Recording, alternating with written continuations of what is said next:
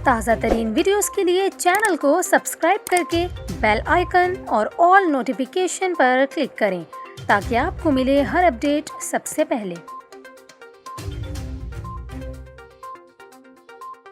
Entertainment की दुनिया से आपको अहम खबर दें। भारत का मकबूल कॉमेडी शो दी कपिल शर्मा शो के नए सीजन की तारीख का ऐलान कर दिया गया। हाल ही में कपिल शर्मा समेत उनकी टीम के दीगर अफराद ने शो का प्रोमो शूट करवाया है, जिसकी कुछ तस्वीर भी सामने आई हैं और कहा जा रहा है कि जल्द ही भारतीय टीवी स्क्रीन पर प्रोमो नशर किया जाएगा। भारतीय मीडिया के मुताबिक प्रोग्राम के मरकजी किरदारों में से एक कृष्णा अभिषेक ने तो मुआहदा तय ना पाने की सूरत में शो को अलविदा कह दिया, लेकिन कॉमेडी शो की बाकी पूरी टीम जलवे बिखेरने और मद्दाहों को हंसाने के लिए तैयार है।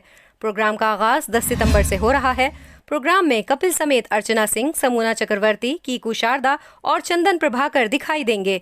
भारतीय मीडिया दावा कर रहा है कि इस नए सीजन में कपिल मुतादिद नए कॉमेडियंस मुतारिफ करवाएंगे जो अवाम को खूब हंसाएंगे।